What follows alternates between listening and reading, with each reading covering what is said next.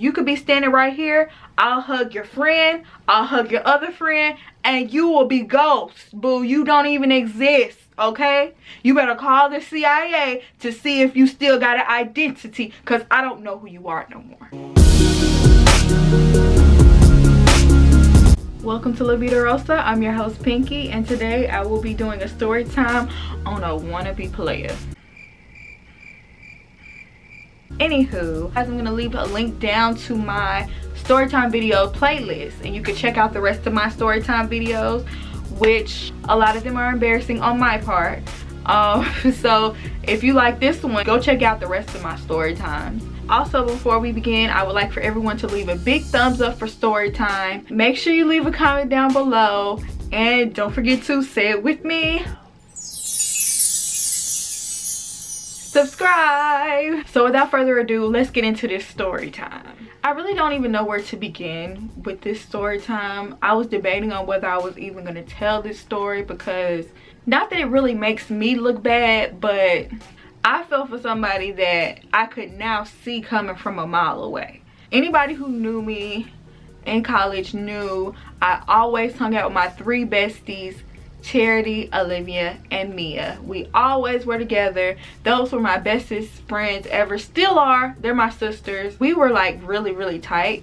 So outside of them, sometimes we would have like other friends that would become like close in our circle. This dude I'm talking about, I used to know him from talking crazy on Twitter. One day, you know, me and my friends ran into him, and he was cool, so we just became good friends with him. He always had our back, and we would hang out with him all the time. I wasn't really interested in him at the time. Actually, he was interested in one of my friends, but I wasn't really looking at him at all that way. So the more we started to hang out with him, the more it's, you know, I guess we started to get a little bit closer.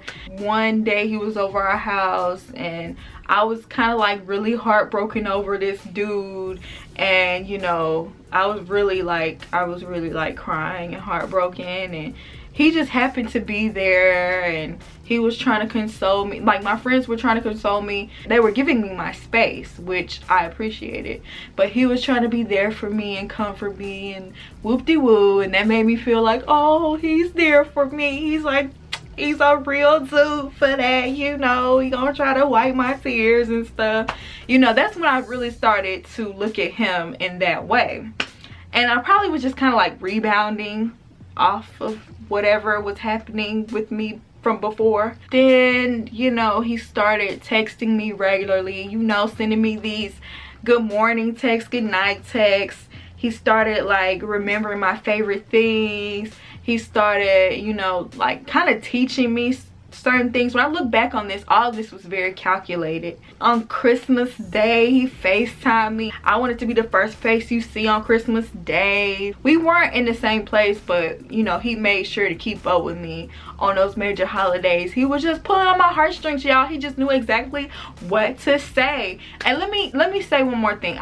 He's a dude I really wouldn't have been interested in at all as far as looks goes. Not saying he's an ugly person, but I just wouldn't have usually been interested in him. Like, when I first saw him, I wasn't interested in him at all, attracted to him whatsoever. But the more and more he was doing, keeping up with me, I was becoming more attracted. He just wasn't the most stylish person, and I'm like good with style, so I would like give him hints on how to dress, and I would be sending him stuff I found on Pinterest.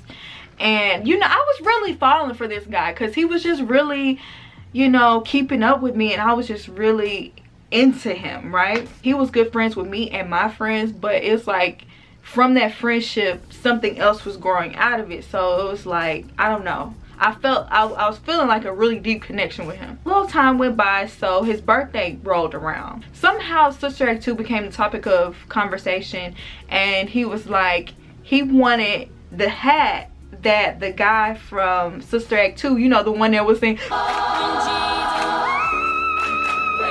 wash my sins away. He wanted that hat that he had. He wanted a kente cloth hat. I remember him saying that, so I was like, I'm gonna make him this hat. For those who don't know, I'm really good with sewing and things of that nature. So I was like, yeah, I didn't know where to buy the hat, so I was like, well, I'm just gonna make it. And I didn't know how to make the hat. I was just like, I'm just gonna go to Hancock Fabrics and I'm gonna get this kente cloth and I'm just gonna make this hat for him. I might still have that hat. Let me see.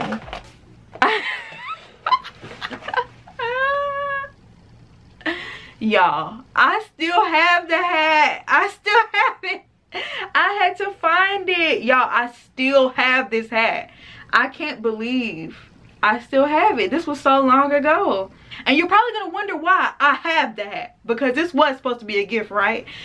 I'm getting to it. But I made this, y'all.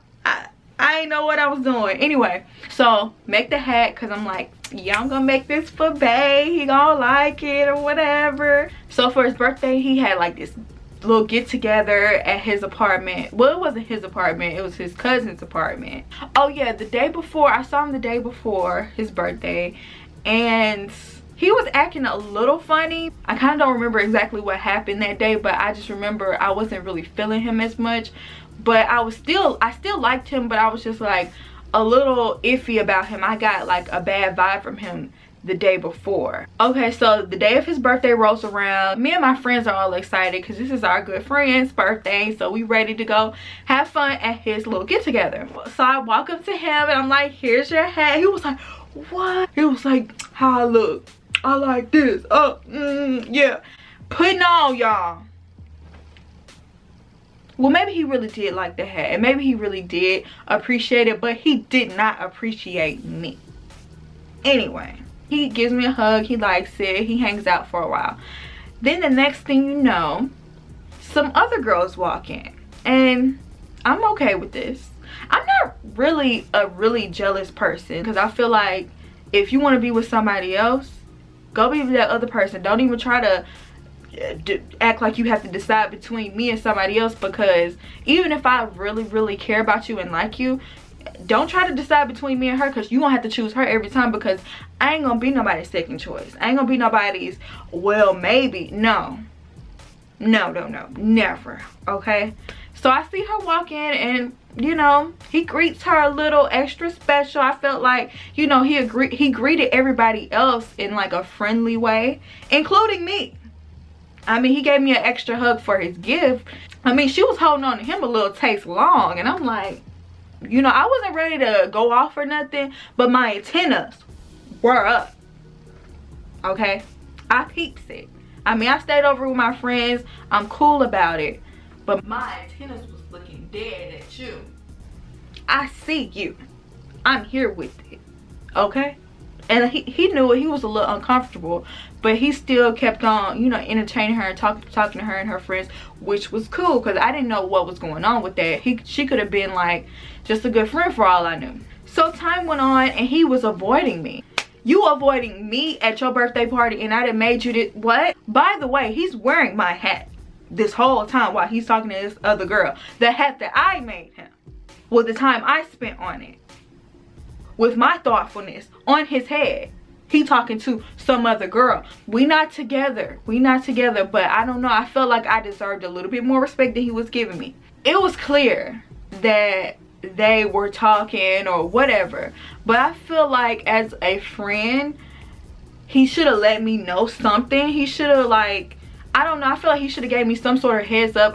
He kind of blindsided me with that. I guess I was naive to the fact that dudes talk to multiple girls, because I just didn't know. I was naive. I was young. I didn't really talk to anybody in high school, so I didn't know how this whole dating game went. Especially since he was my friend, you know, I thought he would have handled that situation a little bit better than that if he was talking to somebody else, because we were so close. Once it clicked in my head that he was talking to this girl and he was doing this right in front of my face, and he was not just in front of my face, in front of my friends, his friends, like everybody knew we were talking. Everybody knew we were talking. So you kind of like, it's like you put me on blast in front of everybody. I felt some type of way. I mean, after that, I was fuming. So after a while, I just couldn't take it. I just let my friends know, I'm about to go. I ain't finna say bye to nobody. I'm about to go. He was sitting by the door with the girl or whatever. And so I didn't say bye or nothing. But you best believe I snatched that hat off his head.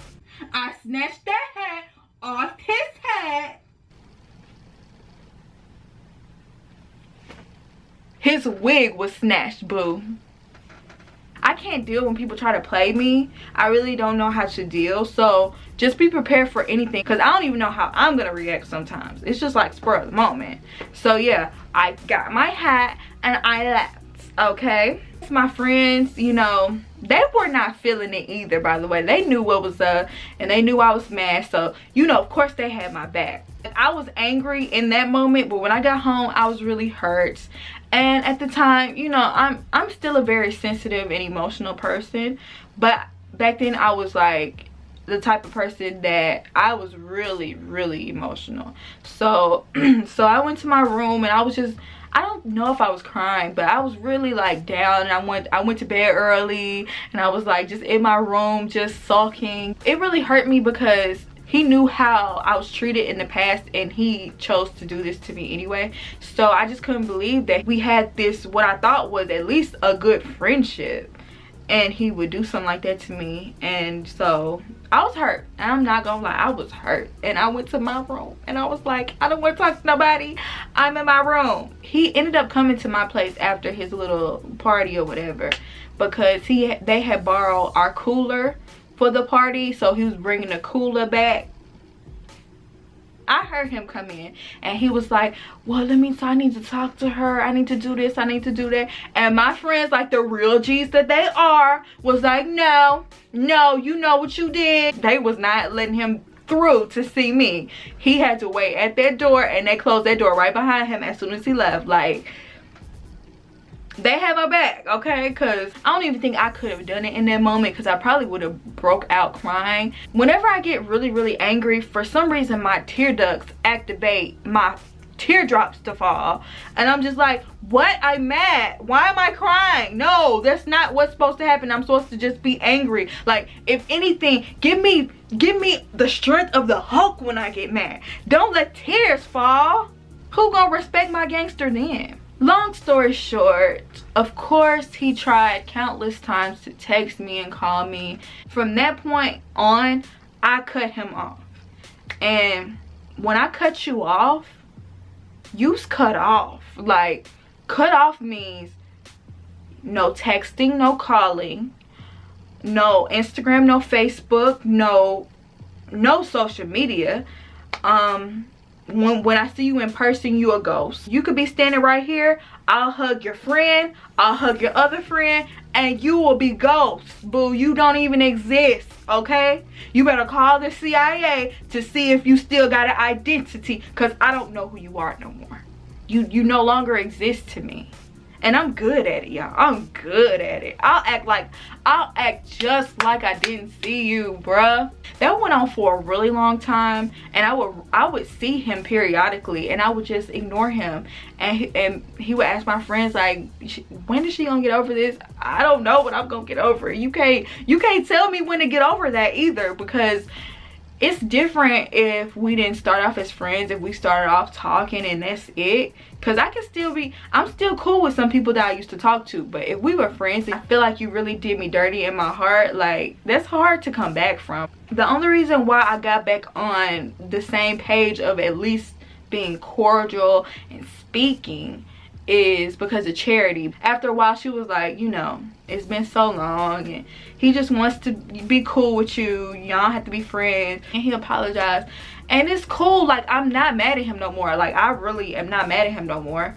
But we'll never have a friendship again. We'll never call each other and talk on the phone. We'll never text, because, you know, you kind of betrayed my trust in that way. And that's just how I feel about those type of situations. Like, if you betray my trust, that's kind of like it. Like, you know, I don't even run into him. I don't see him. I don't really know what he's doing now. We don't contact each other on social media. I don't know if he'll ever see this video. That was the story of the wannabe player. And I say wannabe because he wasn't a player, because he wasn't playing me. As soon as my mind caught on to what was going on, oh, it was done. Because one dude don't like me, the world don't end. Because one dude like another girl more than he like me, that's his loss.